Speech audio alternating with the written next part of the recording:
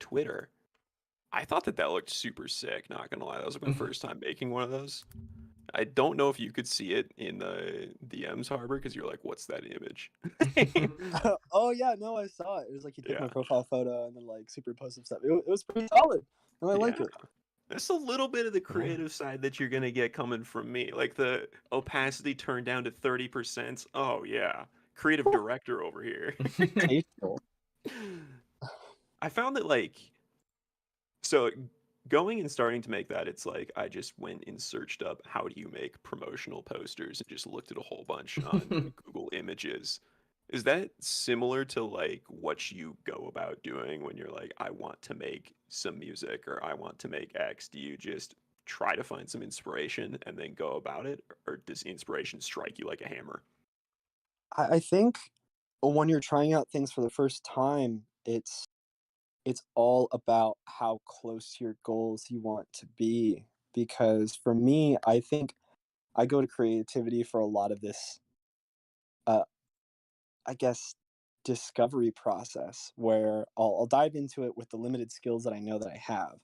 And then if I find that I need to develop different ways of thinking to be able to like actually get the sound that I want or do whatever, it's I'll dive into it as needed. But I feel like I uh I see something, I come up with a lyric idea, I hear a song that I haven't heard in ages, and I'm like, wow, wait, wouldn't it be cool if I could try doing something like that? And then I definitely let the creative process like drive me to develop my skills rather than like taking the skills that I've learned from some formal institution and then like seeing what I can do within that.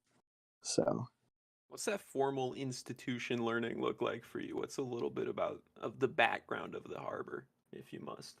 well, let's go let's go into my embarrassing past as a member of middle school and high school band back in the There you day. go. Hey, you I gotta start somewhere.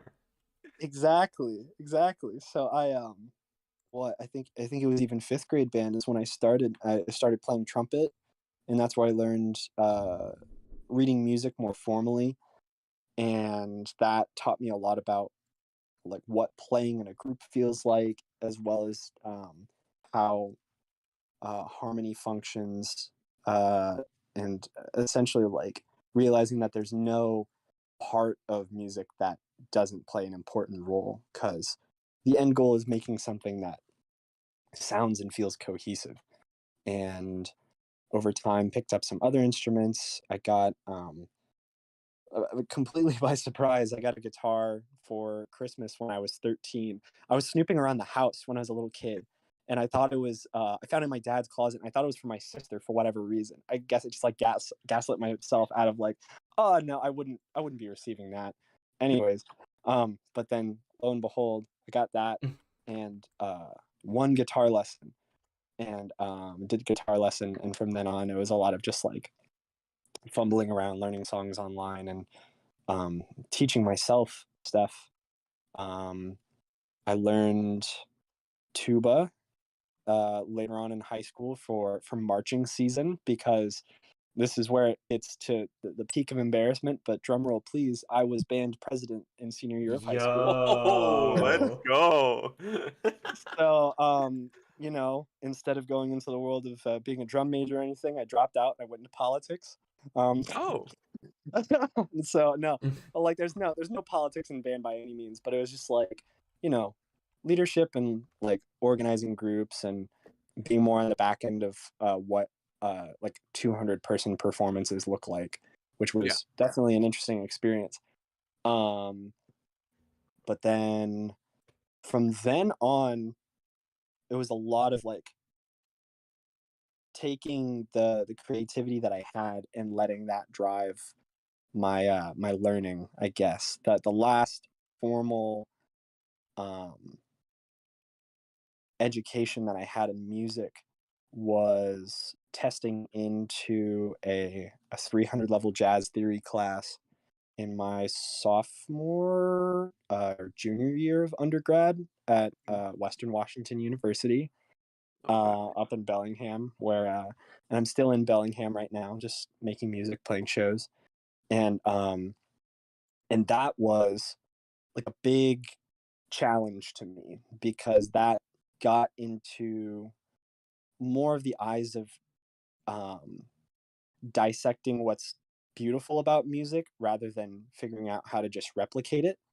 And that it actually took me a bit to weirdly enough like recover from, because when you start listening to music in too analytical of a way, it's it's a pair of glasses you can't take off. It's like you just start listening to all of the details of things, just overthink music in a bunch of different ways, and I couldn't listen to music purely for the joy of it for a really long time. I was always trying to figure out like how the fuck does this work, and like all that sort of thing. But yeah, and I think just recently, just in the past couple years, I've managed to find that joy again, and just like sitting down and listening to music purely for recreational purposes, because my ears need a break every now and again with how much I work. So Yeah, I feel that. I'm always just gonna bring it back. Aaron's like, "Oh God, he's gonna Yeah, talk about music." I was like, oh, I know where this is. I know where Jonas is taking this. Right when you It's said it. similar vibe, similar story, just a different sense. But I am a candle maker, and I'll like smell things now. I'll smell candles in particular, and I'll be like, "Oh, that's just like a disgusting scent." Not because it smells bad, but just because like it doesn't work for whatever reason. Or I'll be like, "Oh, that's here's what the bass notes are and the top notes, and here's why they're playing well together." And at some point, somebody's like, "Does this smell good?" And I'm like, "I don't even know anymore because I'm just thinking about how all the things are fitting together on a very like, hey, let's take a look at the scent wheel. Let's take a look at the pyramid and try to figure out how this scent is composed instead of like just vibing with it." Um, yeah, I wonder the if act like, of creativity is so like interdisciplinary, because a lot of what you're talking about there is like, yeah, if you're working on a piece of art that has like lots of different cogs in it, you just got to make sure they all play nice, or else it's not going to turn out to be a nice final product. So you end up learning so many minute details about like a specific thing, and you become a master of like what seems like nothing to the public eye, just to make something that feels like really socialized, something that you can bring to the world, and people are like, oh yeah, this is like a legitimate candle, or like, oh yeah, this is a legitimate song.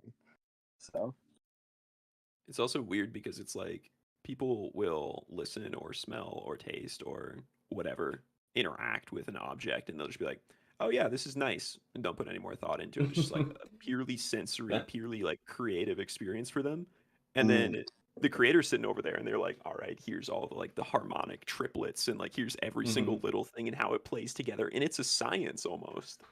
mm-hmm. Yeah, I'm by no means an expert writer. I'm quite a novice. I've been writing regularly for like 3 months.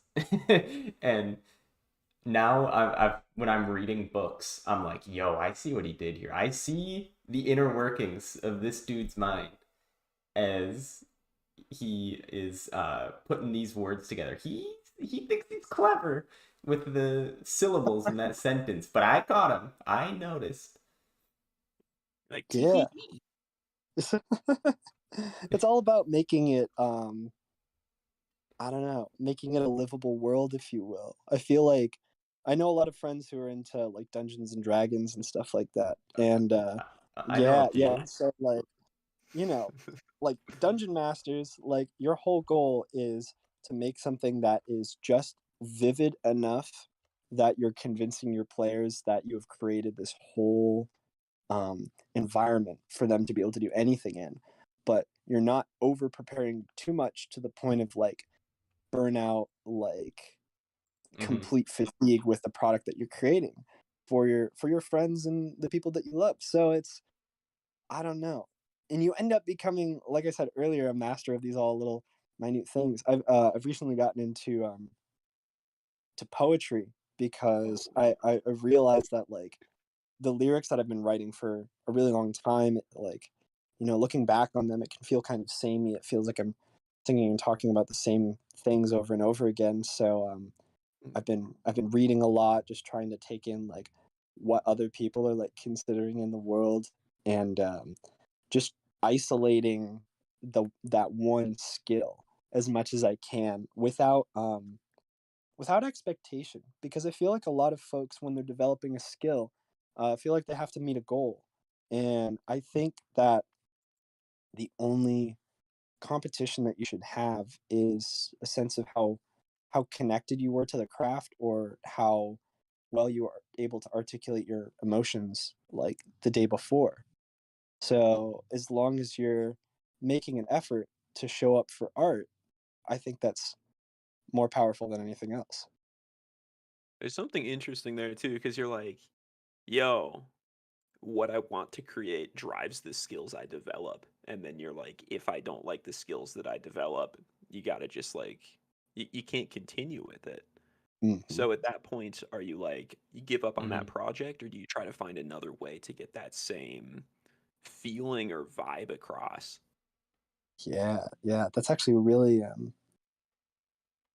resonates with where I was about a year ago, where I was really getting into tape, like like uh, like audio tape effects, Hmm. which is this old science from old science, quote unquote. It's just from like the 80s and such. But there's this revitalization of using cassette tapes to make all these really like wild audio effects in parallel with whatever you're doing, so on and so forth. And it gets to the point where you have to be like, you brought up the just the passing phrase, like you have to be a scientist. Like with some things, like with that, I had to be a little bit of an electrician, because I wasn't going to spend like a bunch of money on like an old like tape deck that's like Yeah, really refined. I got like an old, like in like just for a person's house, like yeah. cassette player that just happened to have a record function. And I like had a bunch of calls on the phone with my dad. Is like, all right, what the fuck do I solder to make sure this works? And then and then it just got like, I realized how much time I was spending on that to get an effect that I could replicate digitally. And it was definitely like a fork in the road, where I had to confront myself of like, do I want the legitimacy of using this medium, or do I just want the outcome? It's like mixing your own colors for a painting versus like color picking, you know? Yeah. Like Hmm. it's, well, like it depends on how much you want to sit with the process itself. And after a while, I was like, you know what? There's a little bit of an easier way to approach this, and I've stopped using cassette tapes for a little while, partially because my after all that work, my cassette deck was in my studio for a few weeks when it was really snowy out and I was out of town, and the studio just got too cold, and some of the internal mechanisms locked up, and I just, it's like a $20 thing that I've already put like probably $80 into. That I'm just like, you know what? At this point, it's a little bit of a lost cause, and I've already found my alternatives. So farewell, sadly for now. But Good on you for not letting Yeah. that sunk cost fallacy get you. Yeah, it's hard to drop a creative effort. See, like running a meme account on the internet that just started as a goofy creative outlet, and now you have like 5 gigabytes of Funky Kong images on your computer. You know, it's hard to drop it and move on at times. God, I know that experience. And Hmm. I can't imagine having like that much like data. Like there, Yeah, like that is fantastic.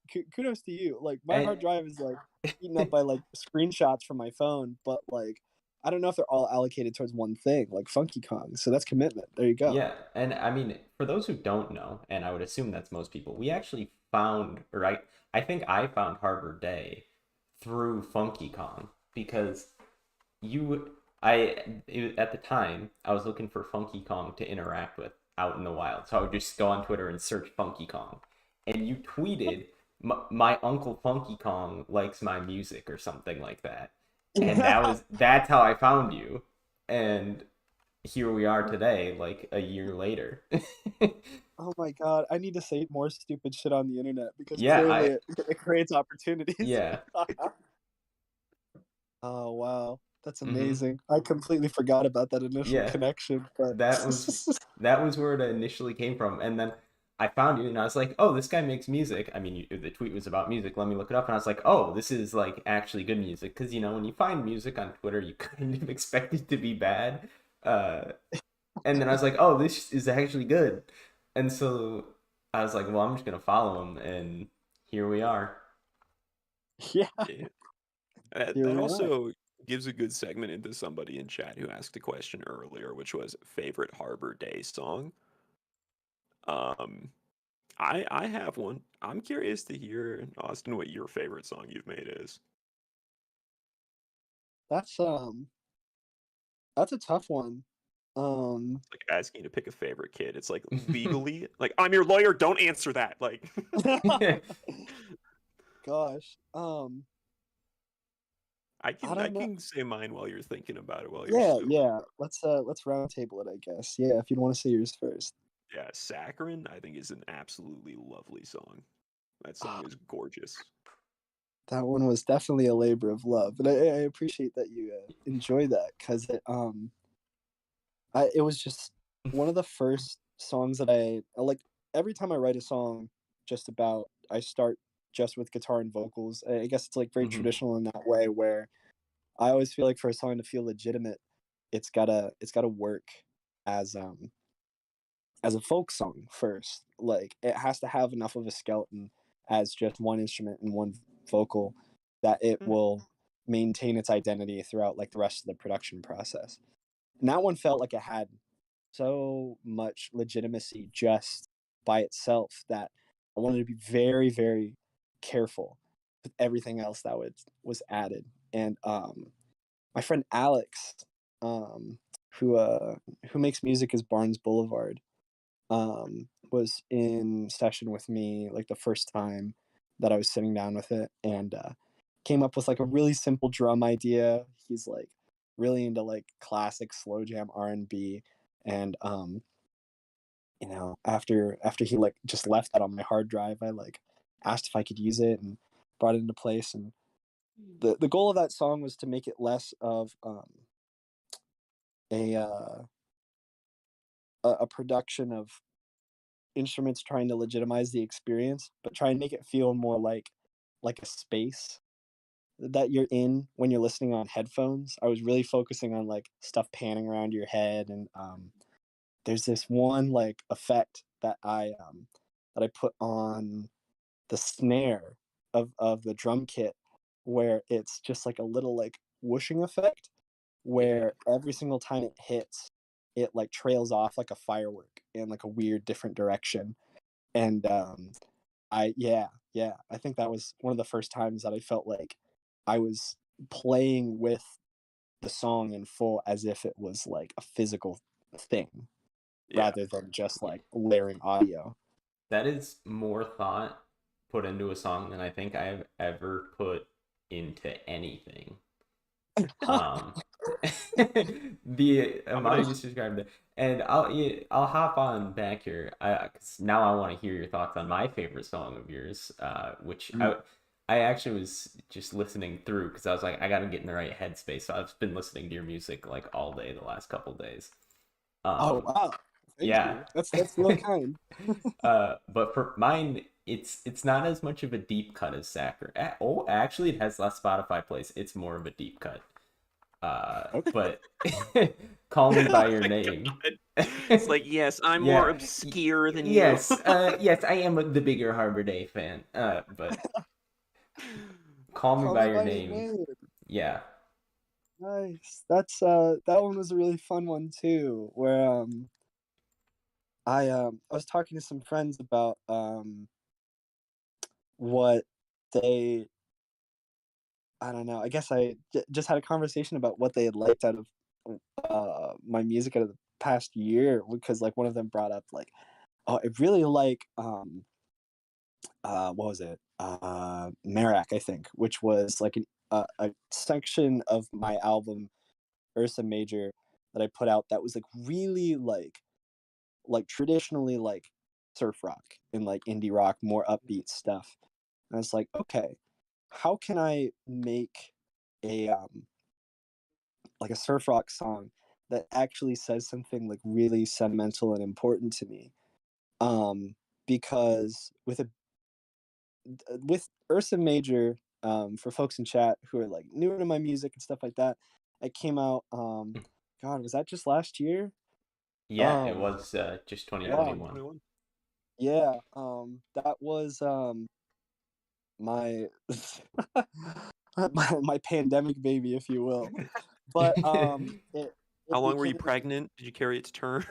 oh my gosh, yeah. It like it that bone was in the oven for a little bit too long because it originally was like a 14 song album, and then I Uh-huh. like convinced myself like, you know what, we can keep adding more, and it turned out to be a 27 song album by the end Oh of the my day. So goodness. double album, crazy, literally the length of a movie if you want to listen all the way through it. But I felt like I needed a lead single that would help legitimize the vulnerability of the rest of the album because there's so many different topics and moving parts throughout the rest of it that feel a little bit disparate unless I like very carefully like playlisted them, had them flow one into the other. And that one I'm really proud that has a lot of traction because that is my like coming out song as a bisexual person. So like that was like really cool to see how many people enjoyed that. And also it felt little like I don't know, during the bridge, it was like a little cheeky like just audio journal moment where I was out on this vacation with my dad and to kind of contextualize it. This was March of 2021, months before the album came out, and I was at a very low point where I was like low on funds. I was like kind of scrambling for a new job. But up until that point, I had been honestly lying to my dad about my employment status, and I had told him like, "Oh, it's fine, everything's fine." And I didn't Mhm. like tell him until it was like dire straits, and I was like, you know what, I'm at this point, dad, where like if I don't find a job this month, like I'm gonna have to borrow money from somebody to make rent. Um, and he helped me out with applying for some jobs, and he said, well, you know, even though I live out in Detroit, um, I can come to town and we can go on a little road trip just so you can get your mind off things. Oh And yeah. I Mhm. wasn't super close to my dad in the same way that I am now before that. And I thought it was, I don't know, I thought it was such a dad thing to do to be like, you know what, like I know I know you want to go to therapy right now, but like listen, we can see some mountains. We can like smell some trees. It'll be good, I promise. And you You know, know it what you worked out need, because boy? You need the open road. yeah, exactly. And like and it led to some really like beautiful like vulnerable moments of conversation between my dad and I, but that audio recording was actually at a funny little stop that we had made towards the end of our trip where we decided to pull off and go to the redwood forest just for the day. And my dad's a planner for sure. He's very like when it comes to like how he organizes things. If he's like off schedule, off itinerary, he like gets antsy. But that was a time where he broke, and he's like, you know what? Let's try something out. Let's do a little something. And I had my field recorder out with me, and I was like, I don't know how I'm gonna use this, but I don't know. I just started talking into it, and I was out by the water, and it just turned into really a fun little thing to add into the song. And I also towards the end of the song, there's like this little effect where the ocean waves like start like taking over my Mhm. voice in the recording, and I filtered it and turned it into the shaker for the last Mhm. chorus. And Ah. that was like a fun little a fun little bit of ear candy for the folks out there. But yeah, no, that well, cycling back after my rambling. Well, thank you for enjoying that song. No, that's a really it's a really good one. Shoot, I in the wake of me writing a bunch of stuff recently, like part of me really wants to say like, oh, I really love like what's going to be coming out on the album. I have an album called Ivy League that is going to be dropping on November 18th, Okay. Okay. and that has been kind of soft announced, but this is like the first, I guess we'll say, formal announcement. So Wow, congratulations. world premiere. Congratulations to y'all being the first news source for that. We'll report it. We'll There you go. contact our people, get it in the press. Yeah, can you pass that on to CNN for me? Like Yeah. I've been Yeah. jeez. I think I know a guy. Yeah, but no, it would be really easy for me to say something off that, but I really like um the song Tiramisu that I made for Ursa Major, and I think it's position like 19 or 20 or something like that. It's in like act 2 or 3 of the album for sure. But it it was another song that I was really proud of, just like the vulnerability of it. Um where the lyrics are talking about this kind of pseudo relationship that I had in I think sophomore year of undergrad, where I met this girl and it was very clear that we liked each other from the start, but it was this kind of halting feeling of the she I felt like we liked each other for the image of each other that we had created, rather than the actual like, I don't know, conversations we had and Hmm. stuff. Because she was very introverted, I was very limited on time. We saw each other in passing in this like um, art and visual dialogue class that I took just for like an extra like credit required for the university. And I yeah, it was just like the air of each other and the idea of each other that we really enjoyed. And after a certain amount of time, we realized how much we were lying to each other, little bit by bit. Um, and that conversation didn't come about until I took her out to a restaurant, and she was looking at the menu, and she was saying like, "Oh, I don't usually get dessert, but I might get dessert because there's tiramisu." And Oh. I straight up said like, "Oh, I love tiramisu," but like I had never fucking tried it.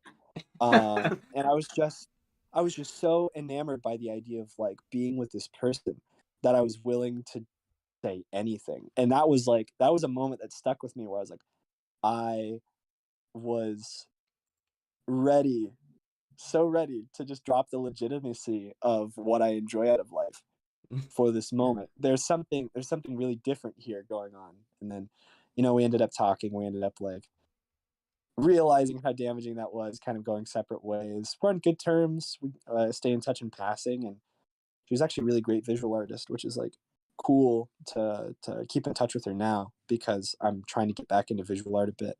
But yeah, no, and I'm also really proud of the production on that, because I think I think on all of Ursa Major, that is the only song with legitimate drums Hmm. in a section where I played the hi hats myself and recorded those in, and then just like put that in conjunction with Hmm. programmed drums and stuff like that. But yeah.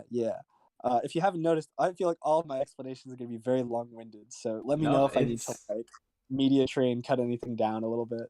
no, we are used to, talking nonstop. We are very good at not shutting up. I think we could use a little exercise in listening. Wonderful. Well, I'm glad it's a symbiotic relationship. Hmm. Then. One And thing that I've oh, oh, go ahead, man. yeah, I was just gonna ask. We just pulled 3 songs off of Versa Major, which you mentioned was very long.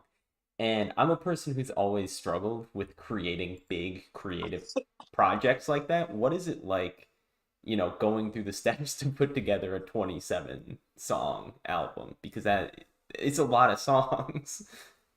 Yeah, yeah. I initially got the idea of it because of an EP that I had put out called February, where I was just like, I just wanted to put something out on my birthday, and it was just 3 songs that I had made in a period of time, like seemingly disparate, but they're mostly joined by the fact that I had the same like taste in music as I was working on Hmm. them. And I realized to myself that like it's really hard for me to sit down and crank out like a bunch of songs for a release. But also I don't feel, for that period of time at least, I didn't feel super satisfied with just working on one song. I found my sweet spot of like 3 songs specifically. And I was like, okay, so what if over time I just released an album in chunks of 3 songs and it slowly gets put together over time. Um, and I legitimized it by kind of making the narrative of like titling the album Ursa Major and naming each of the EPs after a star in the Ursa Major constellation. Oh my, Fecta, that's Megas, so Morat, juicy. like Mizar and stuff like that. Like it all fit into place. But I feel like what was what should have been more of a whittling process of when people make albums, you usually have like I don't know how many tracks you would typically have, but you would have more than you need, and then you like bring it down to the ones that are most important, Hmm. um, and ones that feel like they define the identity of what you're trying to create. For that, um, it was definitely just my throw up album, if that makes sense. Of just like I was gonna let everything out, like I wasn't going to have like a theme to it. I was going to worry about organizing it once everything was done. Um, and each star, each EP had its own like relative identity just because of what my music interests were at the time. But it all boiled down to um these 2 days, and I'm sure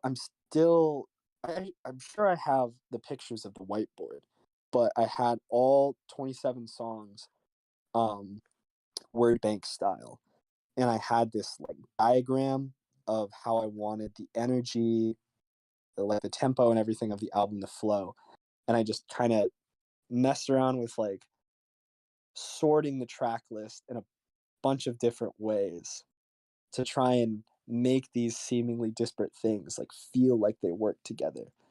And then it was a matter of putting a bow on it, and that's where the intro and outro, summer and autumn, came from. Of this idea of I want it to feel like you've found this like cassette in a basement, and you're just finding this like mix of all these different types of music, and by the end of it you're walking away with this sense of like I know this person better because I knew at the very least that if I was expressing myself, you would just get to understand me better through my art. So I had my friend, I talked to my friend Jay, my roommate at the time, and he said that his neighbor from back home uh, had this has this young daughter that wanted to help voice act, and she's who played uh uh well, her name within within the script is Nora. And I wrote uh a brief script of like her talking with her dad as this like pseudo replica of like me talking to my like kid in the future. Because I know that if I can pass down nothing else, I'll be able to pass down the art that I put out into the world. So I wanted to kind of make that narrative of acceptance of the future really really powerful. But yeah, to to summarize, it was a lot of creating art and then through the act of creation figuring out how all of the pieces fit together. Yeah, and like the way you're approaching that, the name I just feel like is so perfect because the stars themselves, they're like a cohesive little unit, they mean something, but it's up to the viewer to make sense and like connect the constellation, and that'll sit differently with everybody. Like nobody's gonna see Ursa Major, nobody's gonna see the bear in the sky the same way.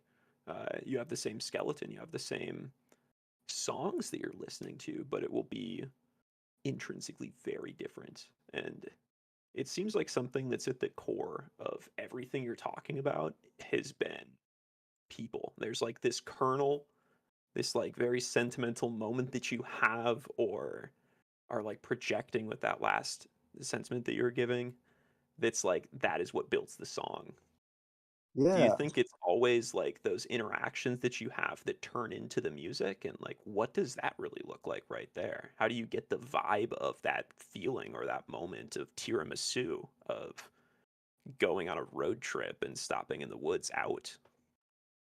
yeah, I think it's just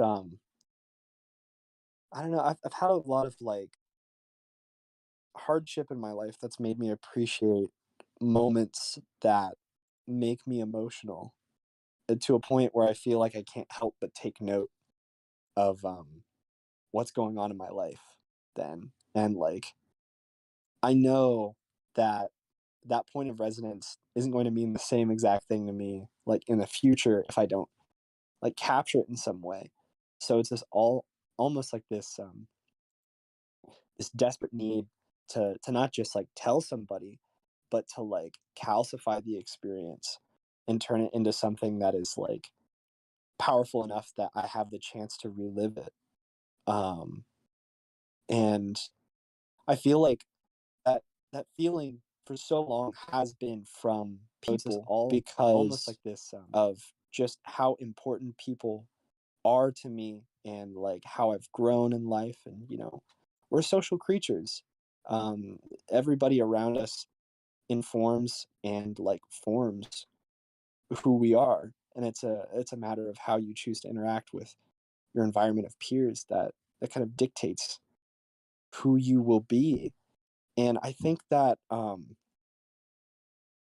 like being honorific of that is the least of what I could do for as much growth that I was going through, and especially through getting out of college and that really transitionary time of life of just becoming my own person, you Yeah. know. But Yep. and more recently, it's like I feel like my mind and heart have like settled a little bit more, and I'm figuring out like how much more I can talk about with my art now that I'm in a position where I have like a little bit of a platform. And it's like if I have a soapbox, I want to be talking about things that are important.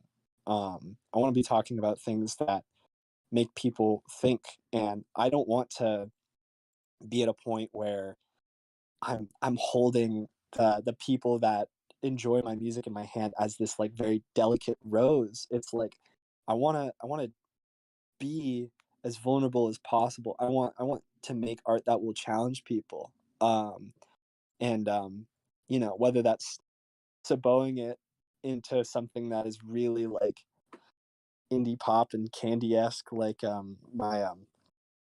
my most recent top song, "Looks," is all about environmental collapse. It's all about enjoying nature and existence before capitalism fucking crushes it. You know, Mhm. Um, and the funniest part about that process was that I had to use the pseudo capitalistic process of marketing through TikTok to Yep. to Yep. get it to people's ears and get people excited about it. And I felt like that was a little poetic, because it had its trend, it had its moment, it was great. It's like, and it's still it's still doing all right out in the world. It goodness, it got to 250,000 listens recently, which is really wild to think about. But and from then on, I've realized like, okay, if I can do that, that feels like it challenges uh or like it actually says something to my beliefs, then why can't I make more art like that? And the subsequent single after that was me being more vulnerable with like using my voice in different ways, where there's a lot of just like scream belting takes in it, and a lot of talking about the idea of just like a passing pining love where you don't know if it's reciprocated, which is very well talked on subject. But I feel like for a while I had been using like flowery language as like a shield, where it kept me safe if I were to use enough metaphors where I could talk about things without talking about them. There's this song "Darling Arithmetic" by Villagers that I go back to a lot, where Connor O'Brien, the front man, wanted to write a song about somebody in his life who had passed away in the process of like packing up their clothes and really coming to terms with them leaving this mortal plane, and he desperately wanted to use their name in the chorus so that like every time he would sing that song, he would see them again, he would hear them again essentially. But he couldn't bring himself to do it, so he had to come up with the most logical word, something that was devoid enough of emotion that he could utter it even in the most like emotional performances. So instead of saying darling their name, he said darling arithmetic. um and I feel like that stuck with me for so long, of like, even though I wasn't creating art that was was hurting me in that same way, I felt like I always wanted to put up that shield. But now I think I'm at a point where I'm willing to say the things that are going to hurt myself, because it's it's important to be honest with yourself through your art.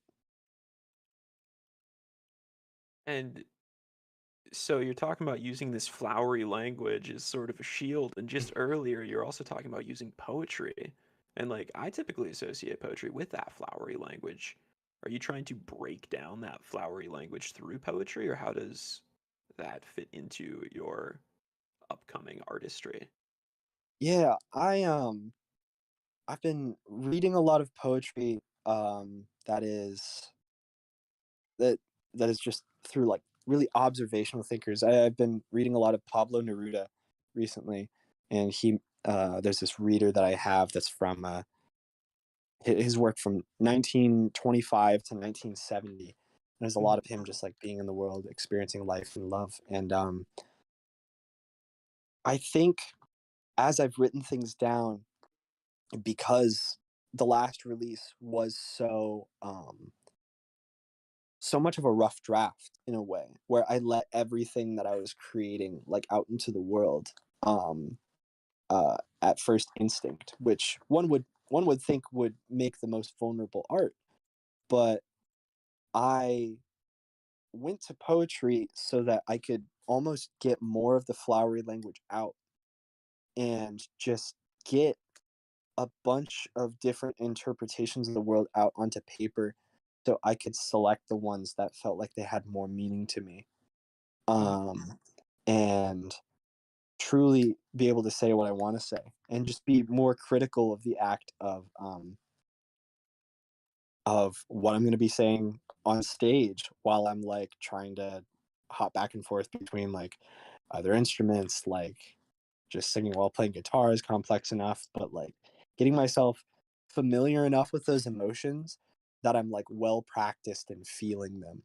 Because as much as you can be well practiced at like singing, playing guitar, um, there's some songs that are out there in the world that um, people fear listening to because it makes them cry every time. And um it's not necessarily that it's going to damage you every single time. It's just that it's hard to develop a relationship with something that makes you feel any ounce of discomfort, Mhm. Mhm. because there's either something sad about the moment that your reaction to that fresher emotion goes away, or there's something really powerful about kind of mastering that feeling and sitting with the discomfort and learning from it. Um, and I feel like what I'm trying to do is become well versed enough in the emotions of each of these songs that they'll feel real enough that I'll know how to articulate them once I get to the stage with this full album. So Okay. Yeah, so that you're talking about being on stage. How do you feel like the kind of the post pandemic and spending 2 years not getting to do live performances? How do you think that affected kind of your creative process, or how you are planning to go about doing live shows, or how it's affected live shows you've already done? well, it's especially as a solo artist who before the pandemic didn't have as much of an audience. Hmm. I was primarily focusing on, like I said, with songwriting, the almost like the folk aspect of it, of just making sure something works on guitar and vocals. And I had a lot of like simple live show setups. Excuse me, where I would just play guitar, sing, and I would just tell people that there's like more well produced variation of it online. And I had a festival that I played um, as Ursa Major came out, and it was going to be my first time doing stuff with production, backing tracks, and all that. It was going to be like really, it was going to be big. I was actually headlining and everything, but Okay. Okay. I everything fell apart when I went on stage because there was some hiccups with the audio team, and I was working against a quiet hours at the space that I wasn't made aware of prior to that day, to that performance. Yeah. And I had to tell the audio team, like, you just need to cut everything. I have an acoustic guitar here. Just give me a mic, and then I'm just gonna do what I can, because if I can't Hmm. get out like a single piece, then like there's no point in me standing here. Yeah. And I thank goodness I had the safety of knowing the songs on that level, or else I wouldn't be able to have like a performance. And it ended up being really interesting because it was like a full it was like an outdoor venue. Everybody was sitting out on like blankets and stuff, but I was still able to play and articulate um what I wanted. But that really made me scared of the idea of live performance in a bunch of different ways. And in regards to COVID, I know you asked about that like layer of it. I held off for a really long time on playing in person shows, and part of what made me grow as a musician on the internet was in October of 2020, I believe. I said on TikTok at one point, like, I know nobody's been to a concert recently, so I'm just gonna like put one on TikTok live and kind of see what happens. Mhm. And people were so excited about the idea of going to a show in any Yeah. capacity that 4,000 some odd people showed up. Wow. Um, and there was we had a setup where I was in the living room of my house at the time. All my roommates were just sitting on the couch, like very like um what's that movie, MST3K or whatever, the Mystery Science Theater. Um They were all like kind of silhouetted in like the foreground, and then it was me in the Yeah. background with a projector on me of like my friend playing this game Abzu, just for like the purpose, just like getting a fun environment to it. Yeah. But playing that game over top of me while I was performing, and people loved it, and people loved feeling engaged and meeting a new artist, and that's that's where things started to take off, and that's where I kind of felt like, wow, I this is something, like performing by myself is something that I can do. Yeah. Um, and as I'm Mhm. going into playing songs for my album that's come out, or that's going to come out, I'm realizing that the environment on stage in front of a bunch of people and the style of music that I'm going into now, that's a lot more upbeat and a lot more, it requires a lot more technicality. Um, I'm actually looking into having another person come on to the team for live show performances, and gonna maneuver that. But the goal is to make the production come to life, not necessarily make a completely different performance that Mhm. legitimizes a need to hear the production. Um, and yeah, yeah. Needless to say, like the pandemic threw me for a loop with the idea of live show performances, but I think I'm learning nonetheless. Yeah. Yeah, I would imagine it's like you you've been working out your left arm for like 2 years, and all of a sudden someone's like, pick up this heavy weight with your right arm. And it's like, I know how Yeah, to pick up the weight. I've been doing it, and but it's so different at the same time. It's not the same yeah, arm I trained with. You can't do exactly. that. Oh my gosh, it's like uh I just know a lot of Beatles heads around here that talk about it constantly. But like later on in their career, the Beatles had a bunch of music that they made without the intent of being able to perform it live. They just stayed in studio. They made a bunch of stuff that just interested them, and they put it out into the world. And I feel like I did a lot of that with Earth Major, where I was just creating for the sake of creating, not necessarily considering the logistic aspect of, oh fuck, I will need to get this in front of people somehow. But I feel like treating it as though I'm creating music for a band rather than just like creating this collage is what has gone into the more recent songs. And Hmm. there's heavy consideration of like, if I were to bring other people into this project, like understanding what writing for others looks like. And it's it's a hard thing to think about, like writing stuff for others to perform while at the same time trying to maintain your artistic integrity and your ideas.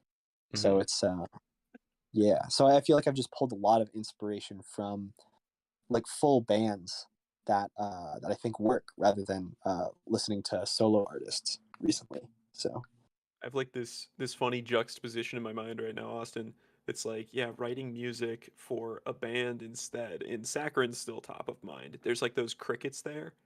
I'm just imagining you hopping up on stage and you're like, anyways, I brought a band along with me. Pull like a giant bucket of crickets out of your backpack and just unleash them. well, You're just like, okay, anyway, here's saccharin. You just start strumming away. anyways, it's Wonderwall. I pull out a fucking matchbox out of my shirt pocket, and there's a single cricket. It's like I pay him Oh. 25 cents an hour, which is a living wage for sure for a cricket. But Yeah. Oh, absolutely. That's like way beyond minimum cricket wage, I'm pretty sure.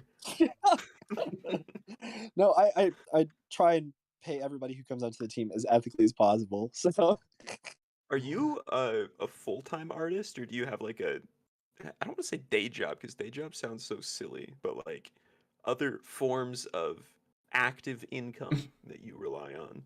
yeah, I do remote work as a linguist, which is the As degree that I graduated with. I graduated with a degree in I majored in linguistics and Spanish language, and minored in Arabic and Islamic studies. Okay. Do you want to And give like a quick breakdown of what being an online linguist means? Because it sounds cool, but I uh, have no idea what you do during a day. um, I'm I'm the bridge between worlds for social scientists and people who work in code, essentially, Okay. where I help process data that comes from people, and I speak very ambiguously because I've some of my work that I've done in the past, the NDA is run out, but current work it's not run out. Hmm. Yeah.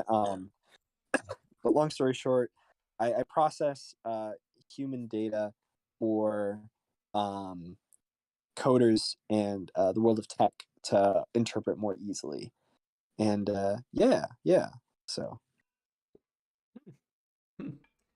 That's me. He is the tech. I am the tech.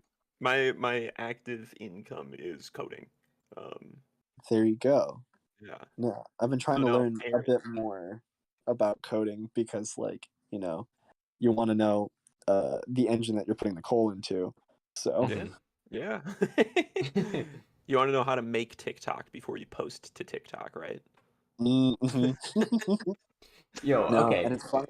Oh, I Oh was no, just gonna go. say, bringing up TikTok, what's your opinion on, if no matter where you look, if you're like, hey, I have this thing I want to build an audience for, everyone everywhere is like, get on TikTok, right? Like that is the number one advice for anyone when you're like, hey, I'm doing this thing. How do I get more eyes on it? Do you enjoy the current TikTok meta for being a creative person? Um, I don't enjoy the meta, Okay. uh, because a lot of what it is done is it's like I love kind of the renaissance of it when people realized that the algorithm was just going to take various videos, skyrocket them towards audiences that they couldn't have reached before, and do that whole thing. But right now, everybody's trying to put the same fire into a bottle and say like, here's here's my song, here's why you should listen to it. Or everybody's making that video where it's Hmm. just like showing my girlfriend my song for the first time in the car. Not to do the chills voice, but like, um, Burger King but foot lettuce.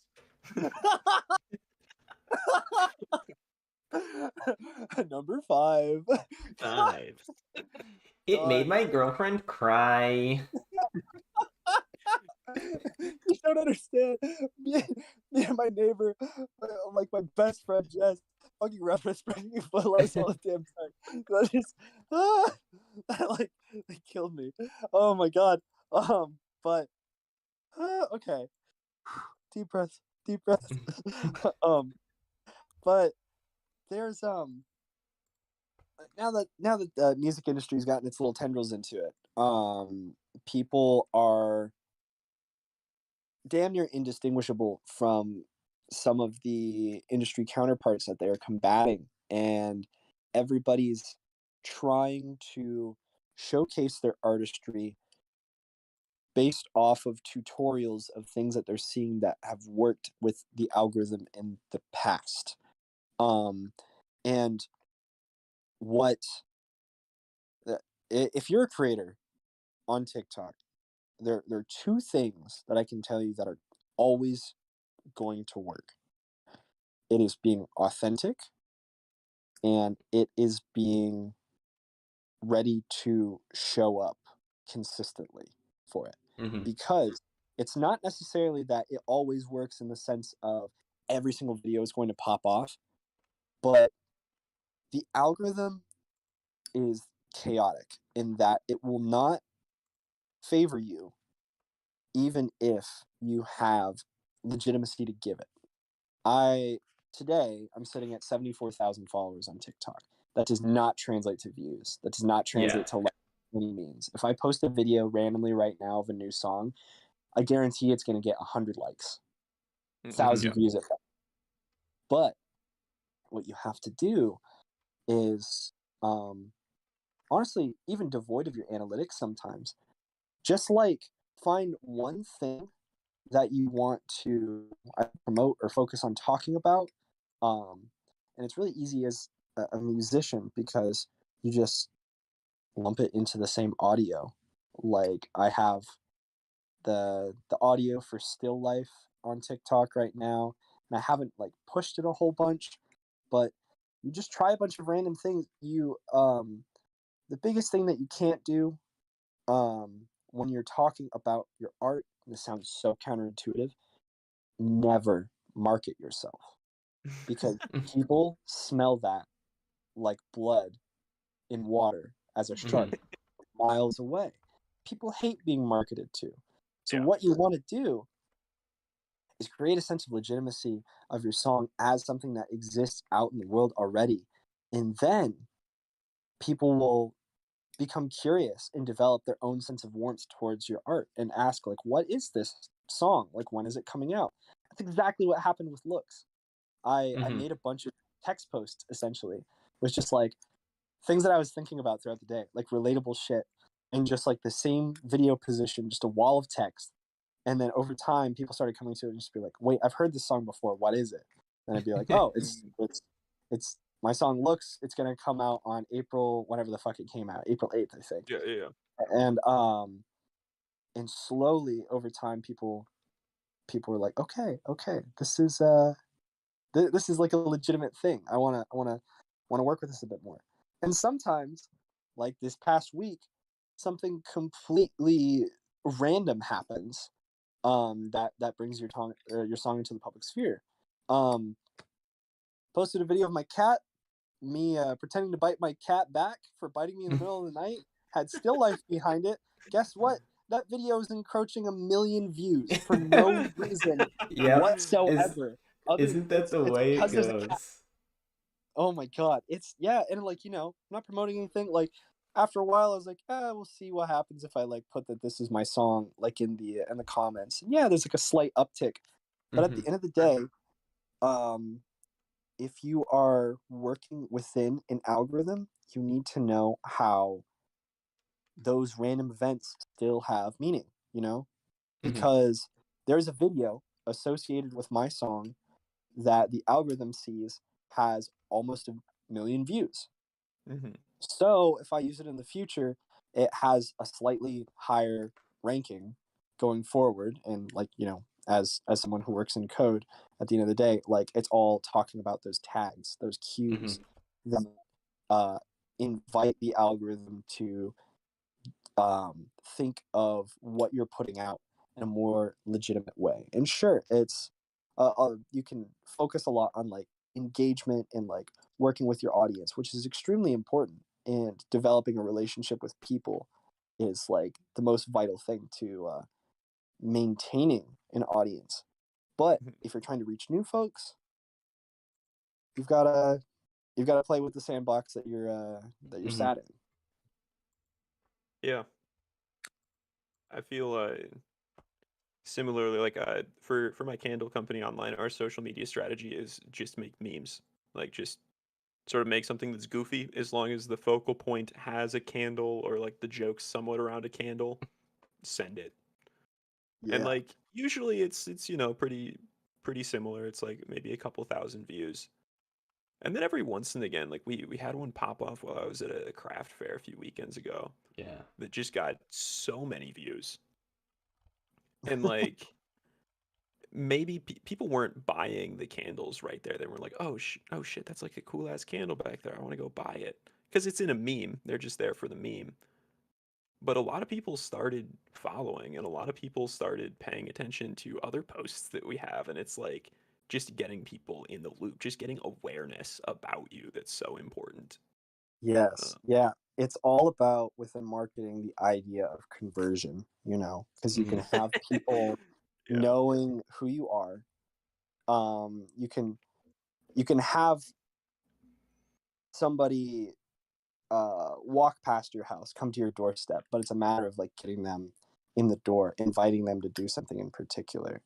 Yeah. While I had the traction of the videos around Looks and like people were starting to use the audio and stuff, I was toying around with like while people are waiting for the song to come out, I don't want to leave them high and dry. So I feel like I should let them know that I have other music out there.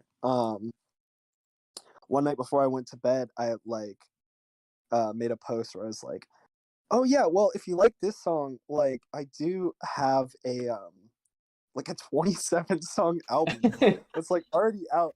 And I was just like, as I was reading it, I was like, nobody's gonna fucking touch this. Like the idea of somebody just being Yeah. like, all right, well, like especially with like the scarcity principle, right? Like people feel like, oh, they found their like underground like gem, just this one Yeah. thing. The But deep the cut off of yeah, off the album. exactly, exactly. But then the idea of giving them like an ocean of stuff, I was like, this is gonna be very counterintuitive. Like people aren't gonna approach this in the same way. Yeah.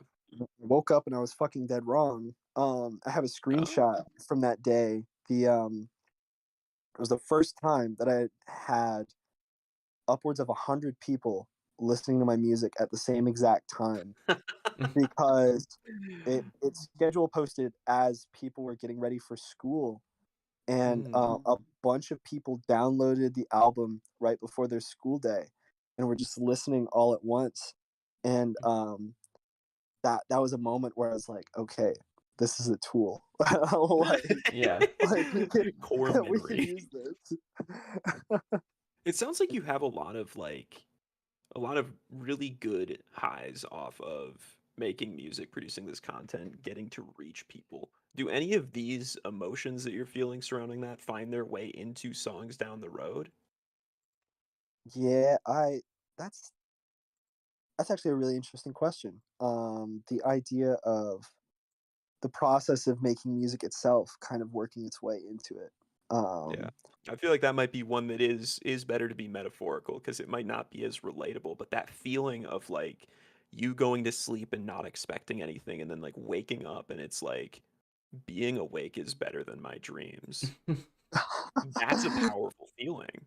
yeah, and That it's a yeah. very dangerous feeling as well, because of how that sets up your expectations for the Yep. future. Yeah. Because if you If start, you post the next yeah, one and it does the normal amount of views, and you're like, ah, maybe I don't actually got it. Maybe I was just lucky. yeah, no, it's really that's really what it is because sometimes I feel like that's what a lot of my success on TikTok has been because I've like when your head is in it and you're posting consistently, you start understanding what people want and expect out of you. But that can be especially in a time of life where you're trying to pay bills and everything and like do things that are more relatively legitimate. You can't put your focus there all the time, and also you just get burnt out. The Mhm. fucking marketing period uh for looks was about 2 months before the song came out, and it was about 2 or 3 weeks before the song was even finished, mind you. And then the rest of it was just trying desperately, like like a baby with a set of keys to keep people's attention. Like, Yeah. Jingling it like like, whoa. it's like, oh look over here, oh please. But Yeah. oh my gosh, it was but by the time the song was like coming out, like I had started to get like a bit of a crash in viewership, and I was a little bit disheartened. I'm like, I don't know if after all this time people are gonna stick around. But I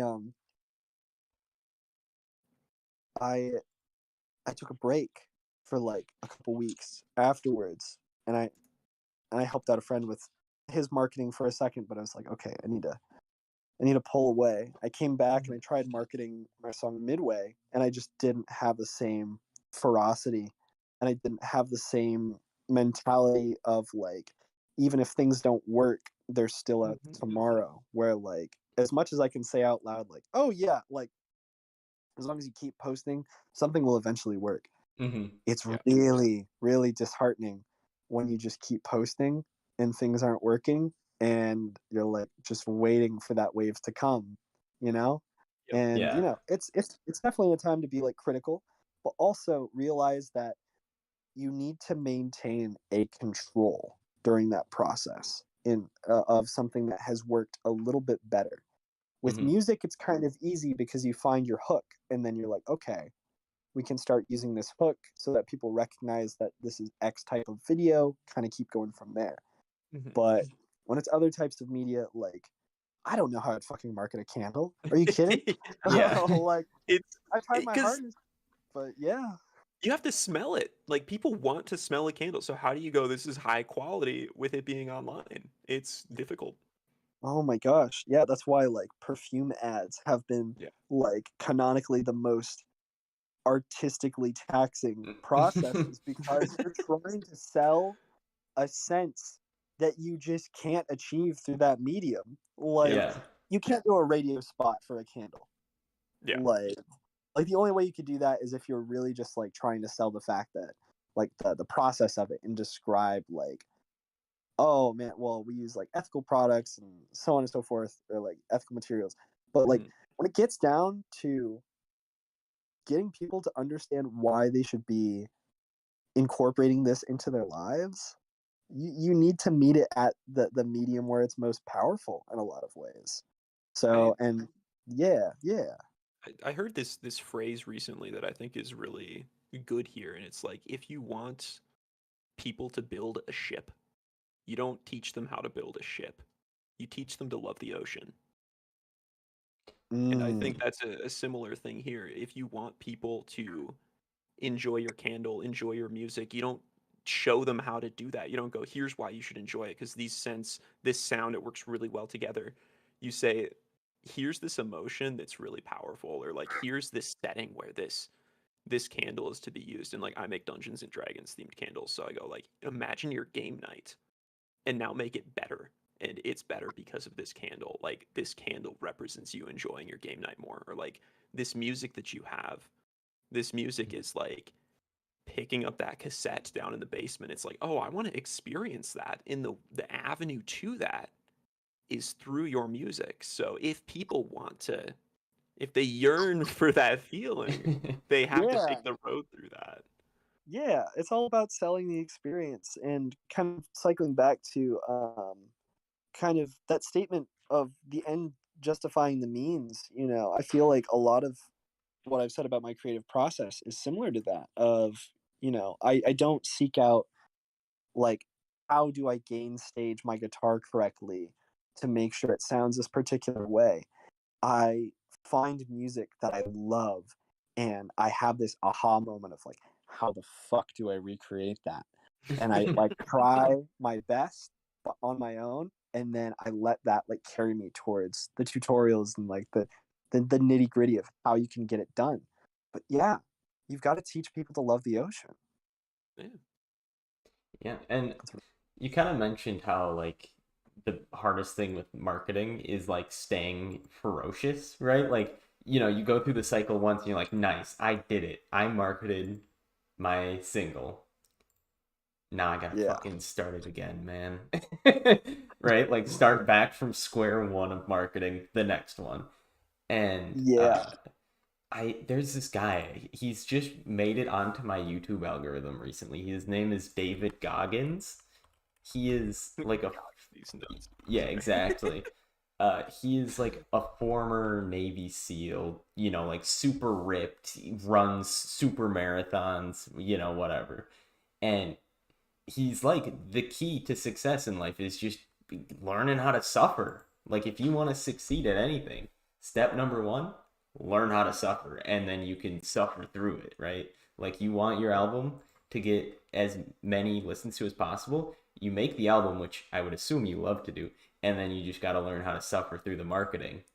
Because if you make a great product, you're gonna want people to find it, right? Like that's the other thing is if you make an album you think people are going to want, there shouldn't be any shame in that marketing. So it's like you just got to suffer and get it in front of as many people as possible, and then you'll get your payoff, hopefully. That's the other thing is you got to deal with the suffering of if it doesn't work and still doing it again.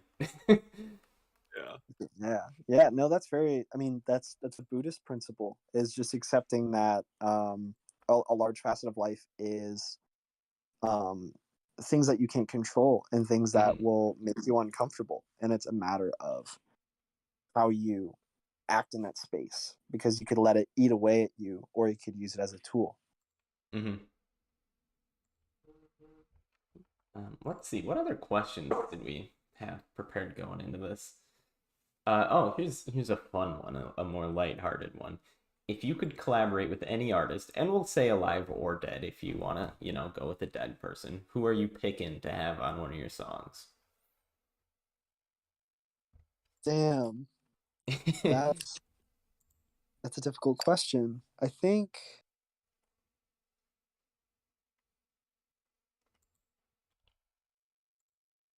I would love to work with Arlo Parks.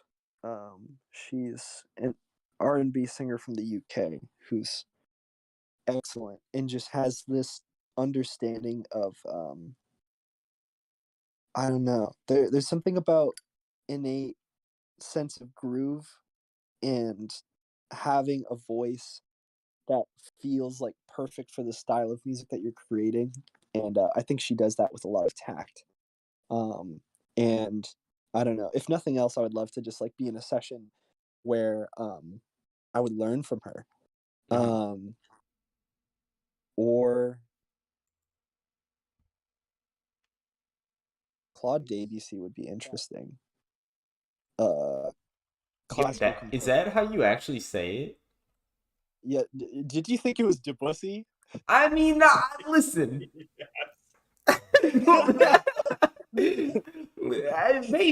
Maybe I did, Any, but you got a problem anyway, with so that? Claude the baby.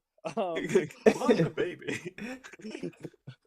God, but sorry, not meaning to fully like clown on you here, but no, it's yeah, I don't know. I feel like that's just how I say it. I'm sure there's some official highfalutin like French way that you say it, but Debussy is kind of what I've heard, and I don't know. He just had very great sense of like moving outside of like the bounds of traditional like um theory and what classical music should be and just playing with tempo and like treating your music as if it is um just full expression of self. Just Hmm. so many people who replicate like Debussy's music want to go about it in this way of like, oh, he was very particular about chord extensions and stuff. At the end of the day, he's creating pieces of art that would move with him. And to create something that feels outside of the bounds of this grid that a lot of producers work to of like, okay, you need to have a certain tempo, you need to work within a certain key and all this stuff. To treat it as to treat the rules as malleable, um, that would be a great thing to learn Hmm. from a master. Yeah. Um, but yeah, Yeah, that's a great point of learning it from a master because I feel like everyone when they're getting into it, right? It's what's the Dunning-Kruger effect, right? Like you get into it a little bit and you're like, maybe the rules don't apply to me. And then your knowledge gets, if you don't know what the Dunning-Kruger effect is, it's where you get a little bit of knowledge and you think you're an expert, and then you get a little bit more knowledge and you're like, oh my God, I know nothing. Right? It's Yeah, like yeah, yeah. learning all of the things you don't know. And so many people, when they're at that little bit of knowledge, they're like, maybe I can break the rules. And then they just make a bunch of garbage and plummet all the way down to, you know, I don't yeah, know anything. Yeah. yeah. I feel like that's how I was with music production when I first started out because I was like, you know what, I can. I tried working within like a simple genre of like I'm just gonna make like a simple beat and go from there. And then within that world, I felt very safe. And the moment that Hmm. I learned more of the technicality of like here's full studios work and everything like that, just holy shit, holy Yeah. shit. There's so much Yeah. to learn. Hmm. But yeah, Ring ring. Here's a little bit of a callback. Um, you're talking tiramisu. I'm a little hungry. I didn't eat dinner yet. Growth mindset yet. yeah. And I want to know what your favorite dessert is. Like, if you were sitting at that date and Oh she was yeah. like, "Yo, I'm picking out blank," what would have genuinely made you been like, "Oh yeah, that's my Oh, favorite." oh, maybe this Oh, is working great. out. Oh my gosh. Probably like strawberry shortcake. something that like it's like sweet, but it also gives you that little sense of like I'm at least putting like a fruit in my body. Like it's like that's and that's what's funny. Like my favorite ice cream flavor, I think justifies that as well because I really like mint chocolate chip because it's like it's very indulgent and very rich in a lot of cases. But at the end of the day, you're gonna walk away with fresher breath. So Yeah, Yeah. the silver lining of your treats, which is yeah, why I think Tums are addicting. Okay, because it's like the delicious, chalky, fruity taste that I love. I think I'm an unpopular opinion here. I'm with you. I remember when You're we with were, me? yeah, where were we? Was it when we were in California and they were like, "Hey, do you Yeah. guys want any Tums?" And we're like, "Yeah, sure." And they're like, "Oh, do you feel bad?" We're like, "No, we just want them." We're I just yearn for some chalk. yeah. But like it helps your boys, stomach, right? yeah, it does. It It's really good for it's you. it is good for you. But boys, I'm not gonna lie on this date. I hate Tums. Like, like this is my sign of growth. Like, not to say that it's like the worst experience ever, but it's just like I only associate it with like the times where the only other option would be like we're going full ipecac and we just need to get something out of my system. Where it's like that's my last resort of like Mhm. I just like am trying to settle the water. So It's like the pre-nuclear launch codes where you're like, this is our penultimate thing that we got here. Last, second to last line of defense against a tummy ache. yeah, So- it's like you going to the locker room with the other guy who's got to lift up the thing for the button, and you're like, "Are we doing this today?" yeah. Have you guys had Ipecac? Because I've never had I Ipecac. I have not. It sounds wholly unpleasant, but I guess if you got to do it, you got to do it. Yeah. Yeah, I just can't imagine being at that point where like a finger down your throat doesn't do the trick. Like you've got to be in a very dangerous situation for like Ipecac to, because like I'll admit it, I don't have the best gag reflex. I'll put that up front. So like A if boon I to need some to and if I need to if I need to throw up, I know how to make it happen. But Mhm. like if I'm ever in a state where I need to throw up, but my body's just like, let's hold on a second because I've got to think about it. Like what? Like what state am I in where my body has usually become so numb? Ohio. Usually Ohio. Christ alive! Oh my god! Don't remind me about Ohio. Remind question mark what Remind. bad turbulent things have happened upon you in Ohio. Oh my god! Well, my dad's from Ohio. What a Coincidence. yeah. So it's more of like I treat the Midwest like less of a territory of the United States and more of some prison that I've found myself escaping, and I've like managed to avoid. I'm really sorry as well because where are y'all reporting from? Uh, Well, I'll start, I guess, as a fellow person who escaped the Midwest, from Wisconsin, now in South Carolina. But honestly, the Midwest has some nice things about it. So, There's some nice things about the Midwest. I mean, my mom's a Wisconsinite. Plenty of good oh, cheese out there. true. So yeah, yeah, I'm from Wisconsin as yeah. well. We are both Wisconsin by blood. Yeah. there you go. I I did. don't have my cheesehead hat anymore. But I used to carry that like a fucking prize when anytime I moved. So Yeah. If you want to piss off somebody in general from Wisconsin, there's a lot of people that like going to bars and by extension like sports. If you say I don't care about the Packers, Oh, that will rattle them yeah, that to the is like core. worse than saying go Bears or go Vikes. yeah, It's Yes. like right. Apathy is like how? Like at least be an enemy. What do you mean you don't care? Yeah. gosh, that's crazy. Oh, it's funny, like mentioning Vikings and stuff like that around my family members. It's like that's the college mascot for where I went to school. So Mm-hmm. if I ever say like go Vikings on like some social media in the past, they were just like, you're trying to pick a fight with us, son? And I'm like, that's it's not what I was going for, but a little bit of a different league, especially because Western doesn't have a football team. Um, Mhm. truly a social science school, not having a football team. But yeah. Yeah.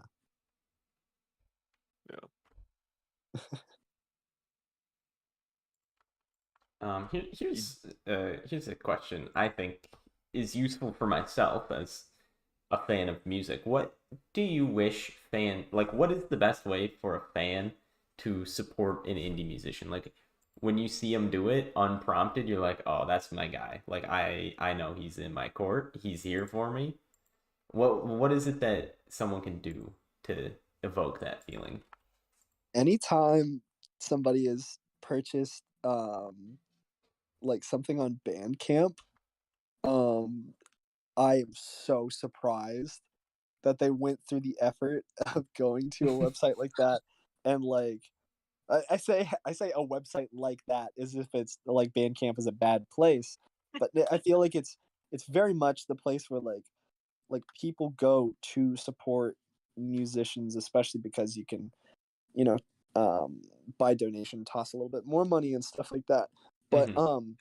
in a world where streaming is so much more convenient than purchasing media, like going to the act of like wanting to buy something from a creator, um, like it for me, it's still not very much about the money. It's about the fact that somebody cares enough about my art that they would want something like physical associated with it. I like tongue in cheek made some T-shirts when looks hit 100K, I Hmm. think, Hmm. and people bought them, and people sent me photos of like my shirt came in the mail, and I'm wearing it to school today, and I'm like, oh my god, that's like so insane to me Yeah. that like somebody like believes in my work enough that they want it to be a part of their life in that way, and just like yeah, I don't know, I have a lot of out of body experiences with the idea of being an internet musician, because it's not nearly as like especially with like trying to play shows and stuff like that, you still have to capture like a local audience.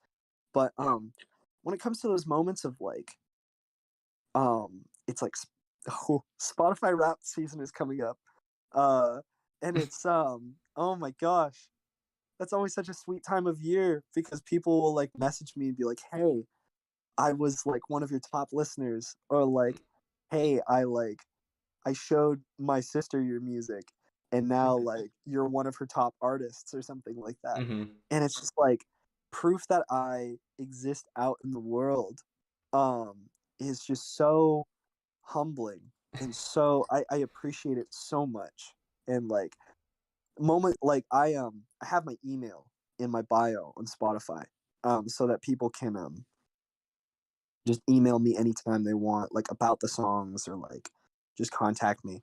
Um, and there's a few folks who like I've essentially been pen pals with, where they reach out and they say like, "Hey, I was going through a really tough time of life, and I sat down and I like tonight came up on my Discover Weekly, and and it really made me feel heard.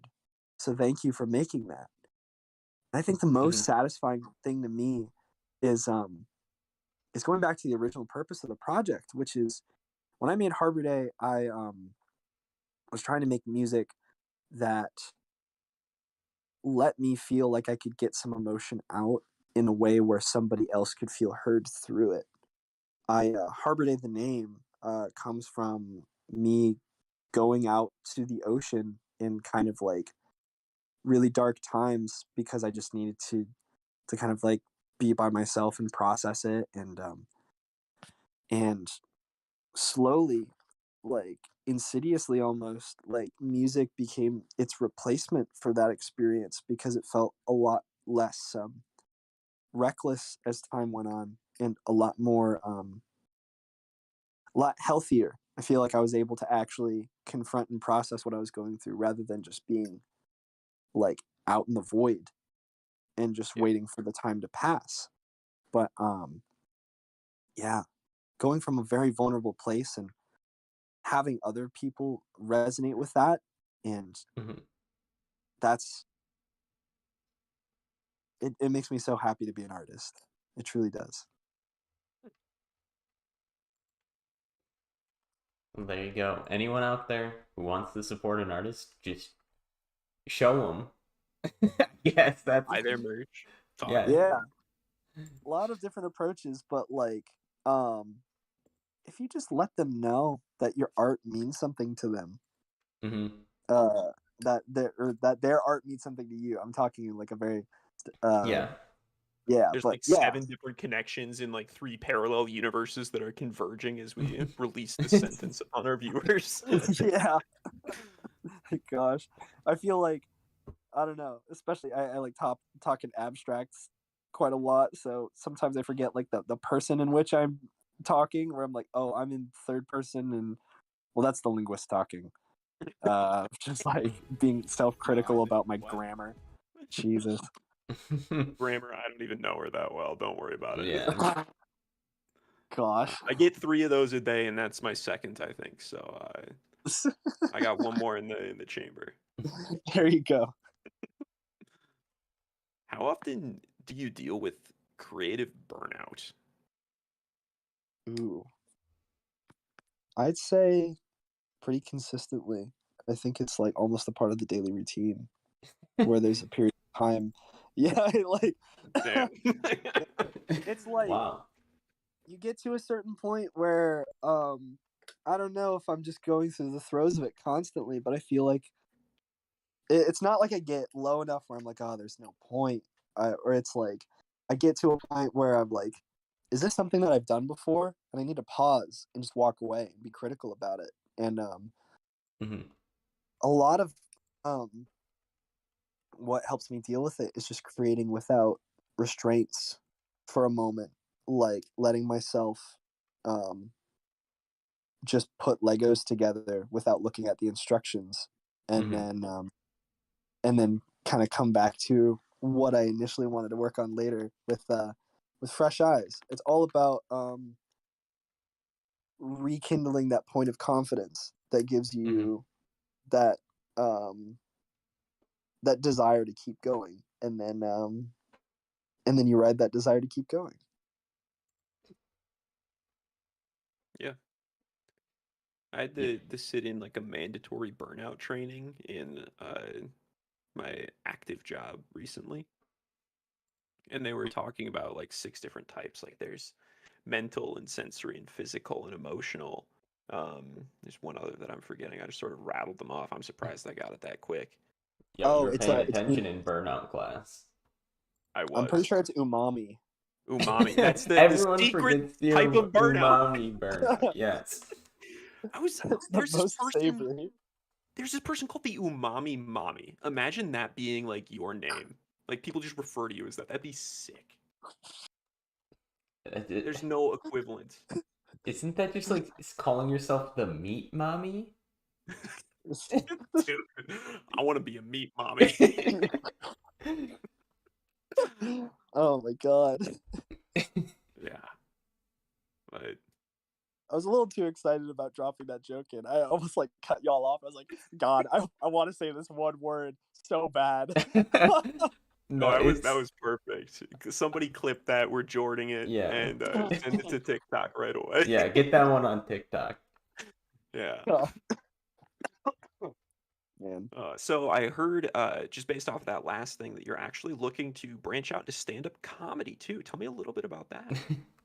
Yeah, I'm in the fallout of John Mulaney's divorce. I have gathered enough resources to possess him, so that I can take his place in Netflix stand-up specials. We're And talking like a spiritual or legal possession here. I just want to make um, sure we're on the same page. And by take his place, is it a physical or a mental taking? it's it's a little bit of both. Wait, 1 second. John, can you come over here?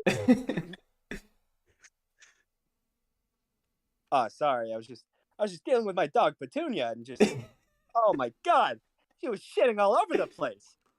Um, yeah. And to get him out, that's what the Ipecac is for. But like, Yeah. Yeah, it's a very it's a full body process. It's like committing to mushrooms for the day. Um, you just have to deal with 8 hours of Mr. Mulaney in your system, and then Mm-hmm. just hope that you can recover. But yeah, Yeah. yeah, no, that's the plan. Okay. What's the deal with John Mulaney? It seems once he gets in you, you can't get him out. That's Jerry? the best Seinfeld that I got. Yeah, what's up? It's Jerry Seinfeld. We have this in our Discord occasionally. There's a dude who does a pretty nasty George impression, and I mean nasty in a good way. And sometimes it'll just be like a little Seinfeld script that just sort of, rolls out of the conversation. And we just sort of, voice act it out and put it on YouTube, privately listed. And, sort of have these little Seinfeld episodes just waiting to be pushed into life, birthed. It's so much fun.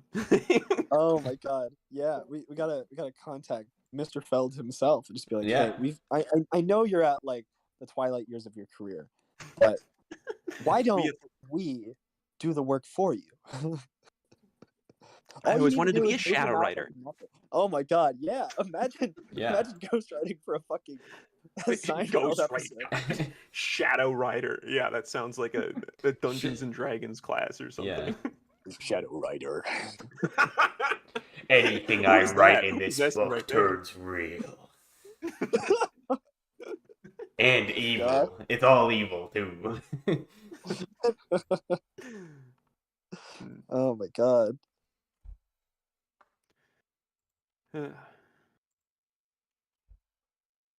So what's the deal with airline food? What's the deal with airline food? I don't Yeah. even eat it when I'm in the air. I take it and put it in my backpack and eat it when I'm on ground. I don't know. You just Imagine Yeah. loving it so much that you would take it home. Like fucking oh my god. Half the time it's like I don't know how they. Maybe this is just a me problem, and I'm like overwhelmed by far too little. But they hand me like an open Coca-Cola, and then they hand me like a bunch of cookies, and I'm like, I don't fucking know what to do with it. Like I only have two hands. I am with you. They need to make the cups more spill proof. They have the open, like wide cups. At least make them like straight up and down. Or these cups are meant to spill. I swear to God. What are they thinking? There must be a spill every 5 flights. Like I think they get paid when people spill. Yeah, that's it my doesn't theory. make sense. Do you think it's by commission? It's like the person who brings you the cup. It's like they like intentionally like wobble it around. They're like, "Oh, you want this soda, you little supple bitch?" They're like, "Take it." They wait for the turbulence to start kicking in to start handing it to you. Here you go, sir. And you're just like trying to bobble it in without spilling any of the hot coffee on your lap. They're just on a lapel mic talking to the pilot. He's like, and I'm about to set down the Diet Coke. Go, go, go. Like, yes, we gotta get played. Do you travel a lot, Harbor Day? Oh my gosh. Yeah, like a bunch of my family's across the US. So for a long period of time, especially with my mom and dad being divorced and stuff, I was like taking a minimum like 4 to 6 flights a year. And so I was one of those unaccompanied minor children. Like I was like very well versed in that whole deal. So flying a plane is like nothing to me. You could fly the plane? Oh, flying in a plane. Where's your grammar now, Mr. Linguistics? Yeah, sorry, that ain't sliding here. God. But oh my gosh, I've started well, since I've moved to Bellingham, I'm further away from an airport now because where I used to live, I was like 30 minutes away from the airport. So now, like, I'm really realizing the adult doldrums of having to get up at ass o'clock in the morning, and get onto like other forms of transit before you even get onto the plane, and that has really made me realize the disgustingly stale experience of being in a metal tube in the sky for more than 2 hours and just being like and like I don't know. I don't know if it's like that cynicism is kicking in, but I think my cricket legs have just gotten too long for those small ass seats. and I'm just like bumping into everything, and I'm in the window, and I'm like, I'm sorry, I'm just gonna have to move your whole shit, the two people next to me, because I have to piss for the third time on this flight. And just like, yeah, it's starting to get to me. So long story short, yes, I have flown a lot. Okay. Do you fly to like the same destinations usually, or is it like sometimes you're like, oh, I'm going to like the Bermuda Triangle. I want to disappear for a bit. Just a casual little adventure to no man's land. But no, I go visit my dad in Michigan a lot. Visit my mom in Wisconsin. Um, my my social security number is no. I just realized like how much I was saying about my family. But no, a lot of it is just the same destinations for a period of time. But this summer was actually pretty adventurous, I'd say, because I was visiting some family out on the East Coast, visiting the East Coast for the first time, and was in the Boston area. Um, as like a Vampire Weekend fan, I treated it as like a little like exploratory like writing trip and shit like that. Where I was like, I'm just gonna listen to some songs and hear what random shit they name drop and see if I'm able to go visit it. And then very very fun just going about that. And yeah. And then I I went don't mean to to. oh, what were you gonna say? Sorry. I'm not trying to like cyber stalk you, but we might have been in Boston at the same time. Did you go in like the early summer? When was I in Boston? I need to see really quick. 1 second. I think I Uh, was in Boston like June 1st through like the 8th or something like that. let's see. I was in I was straight up like in the Cambridge area. I saw Harvard in person for the first time. Yeah. Yep. And let's see. Is my ugh my memory doesn't serve me very well, so I'm having to like look back through photos and shit like that. I just feel like where do Yeah. I have photos from seeing like Cape Cod? Let's see.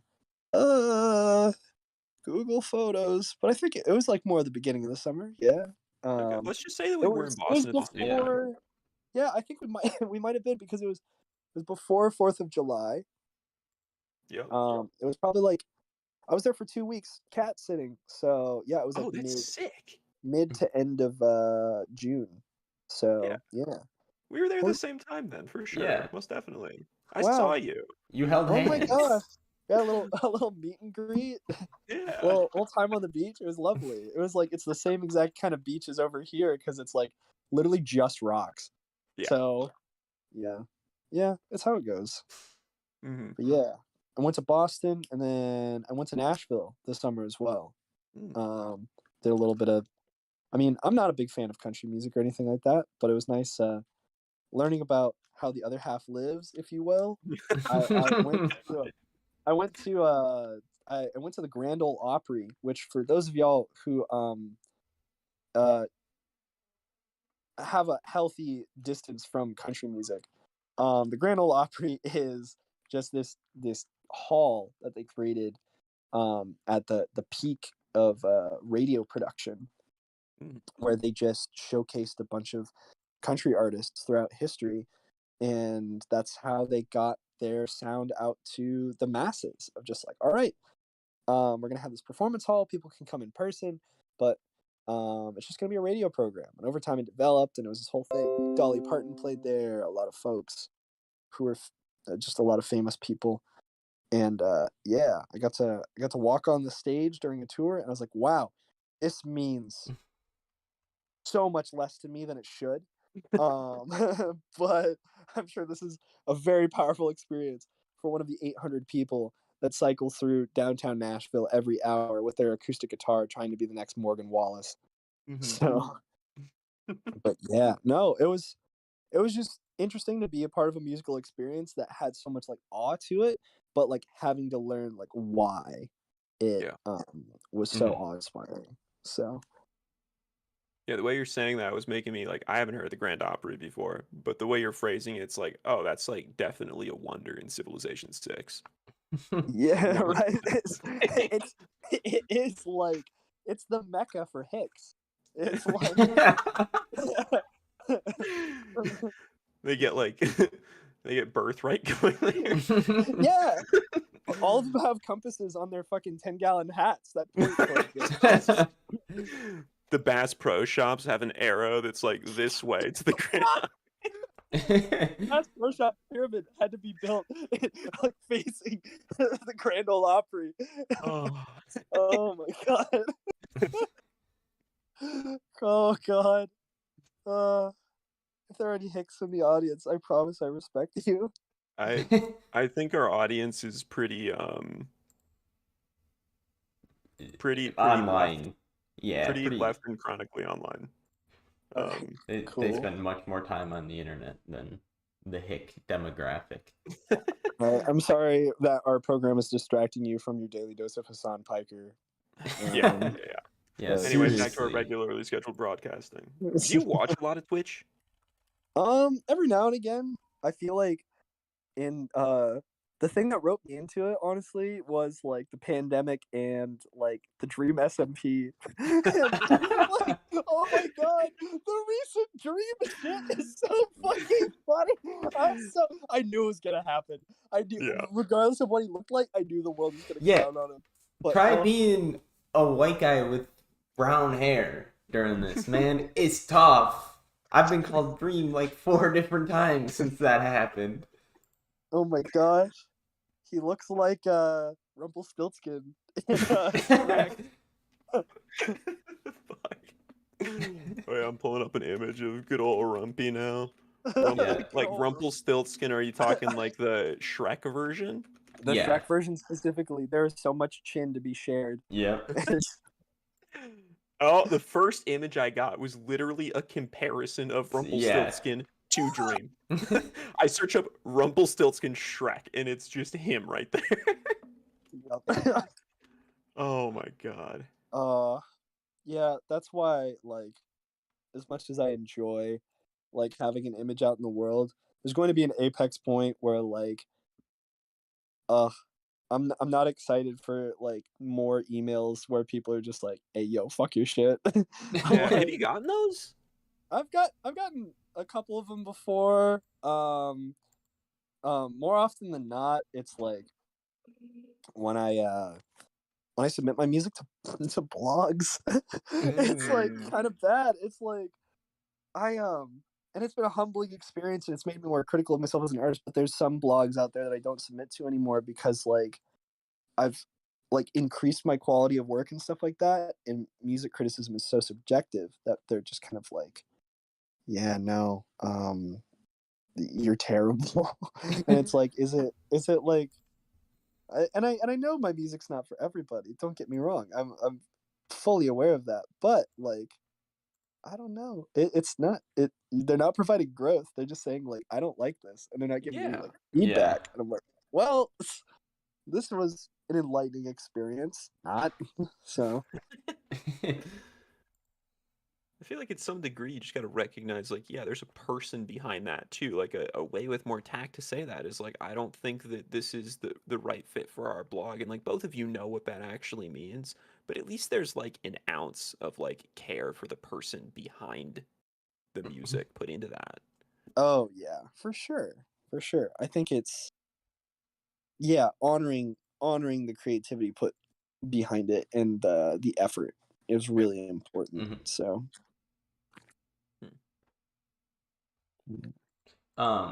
We are getting close to time to wrap up here.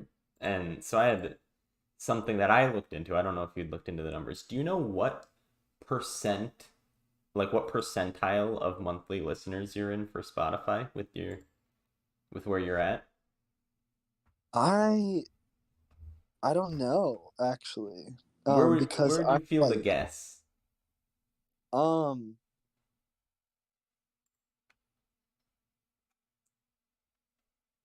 Because there's so many artists on Spotify right now, and I feel like the ones that I see that are like legitimate and kind of like in that topping out is like they're in like the single digit millions when I talk to folks about them, and they're like pretty popular. Yeah, I'd say I'm in like the 20 percentile, or just like just reaching above the teens. Brother, I got some good news for you. You are in the top 1 percentile of artists on Spotify. That's not true. It That's just it's true. I'm not lying. wait, no, Yeah, no. I did Like the math. what did you what did you look up? What did I you Spotify has numbers of all the people who have released songs on Spotify. I figured out how many have more listeners than you. Did the math from that. There you go. You got your percentile. Now Oh that is darling arithmetic if I've ever heard it. Yep. God.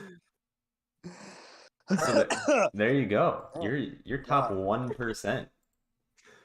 Top 1%. Look out, fucking John Legend. Yep. Yeah, that Next thing last you know, percent is a big one to climb. yeah. Yeah.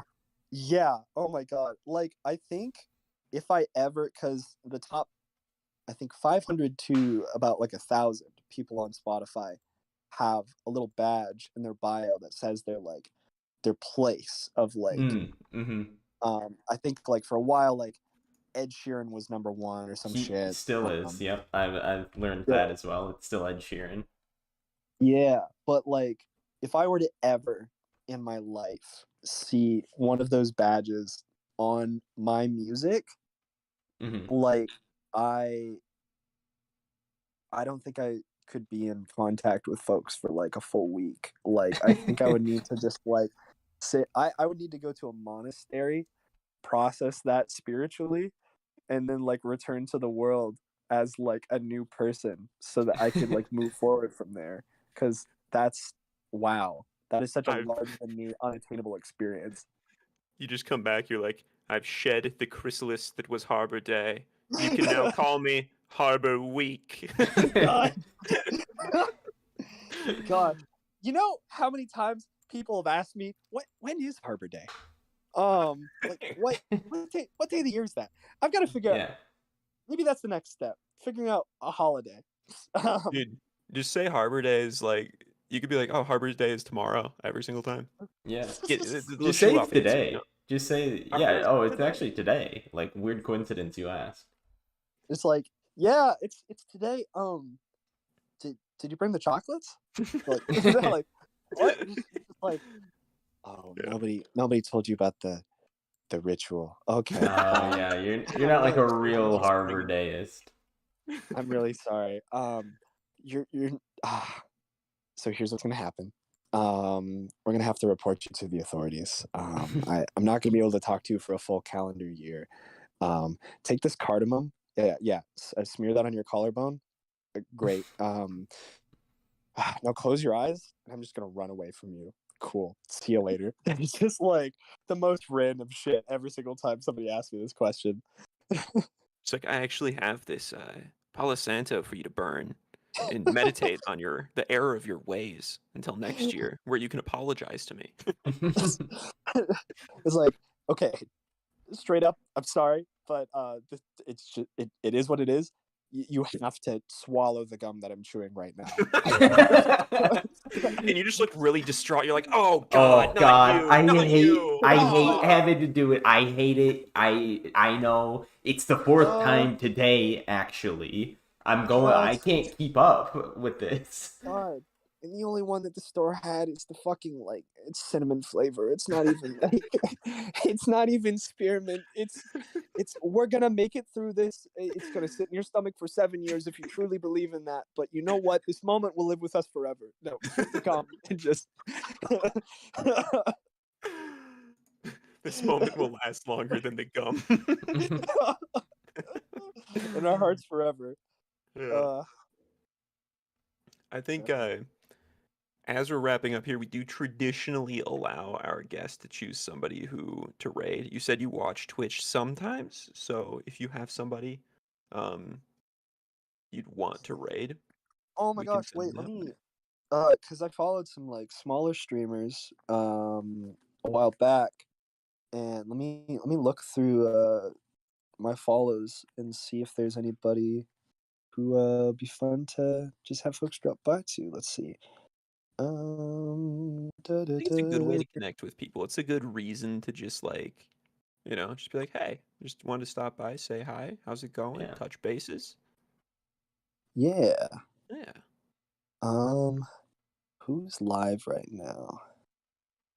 Oh no, none of the people who I follow are live right now. Well, yeah, there's no Shoot. pressure. If you don't have someone, there's always people to rate. So it's Yeah. Yeah, no worries if you don't have someone. yeah. I would pass it over to my friend August, who makes music as a Majuro. But he's currently offline, so I'd say, yeah, fuck. I think I'm just gonna have to leave it to y'all because nobody that I know is online currently. All So right. All No right. worries. No, yeah, we have a friend of the channel. I guess, while we're wrapping up here, thanks for coming on the show. It's been a lot of fun. I feel like we learned a lot about your music and just music in general and the technical aspects of it. So I appreciate your time and expertise on the topic. thanks so much. Honestly, it's things like this that make me feel more like a legitimate artist, like being able to talk about the craft and everything. Mm. And, yeah, I really appreciate y'all reaching out. So Oh yeah. I put the links in chat. Go check those out if you haven't. And anybody that's new here, feel free to join our Discord. We have Seinfeld shit posting and great discussions just about every morning that I Yeah. think if you like this, you'll probably end up enjoying that. All right. For now, we're gonna go raid a friend of the channel, Callan Sprout. So we're gonna get that started up, and yeah, then it'll be time to wrap it up. Okay. Cool. We got 3, 2, 1. This is liftoff. And go. All right.